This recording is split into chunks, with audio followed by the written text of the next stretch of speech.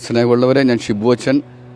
അച്ഛൻ്റെ കൂടെ +2 പഠിക്കുമ്പോൾ മുതൽ യാത്ര ചെയ്തിട്ടുള്ള അച്ഛനാണ്. GC യൂത്ത് അച്ഛനായതുകൊണ്ട് വന്ന സമയം മുതൽ വളരെ നിഷ്കളങ്കമായിട്ട് നടന്ന, വളരെ പിറകിൽ നടക്കാൻ ശ്രമിച്ച, പാട്ടുപാടി ദൈവത്തെ സ്തുതിച്ച, ആരാധനയിലൊക്കെ നിന്നൊരു അച്ഛനെയാണ്.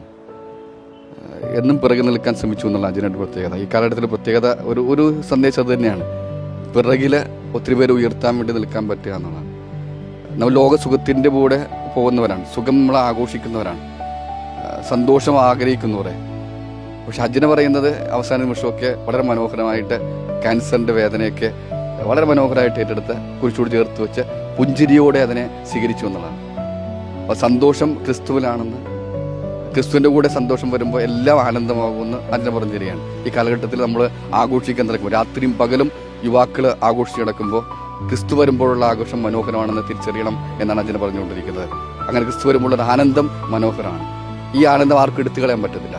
ബാക്കി എല്ലാ ആനന്ദവും എടുത്തു മാറ്റപ്പെടും, നമുക്ക് അരോചകമാകാം. ഇത് ഭയങ്കര നിർവൃതിയുള്ള, സന്തോഷമുള്ള, യേശു സ്നേഹം അനുഭവിക്കുന്ന, എല്ലാവരും ആകർഷിക്കപ്പെടുന്ന ഒരു ആനന്ദമായിട്ട് മാറും.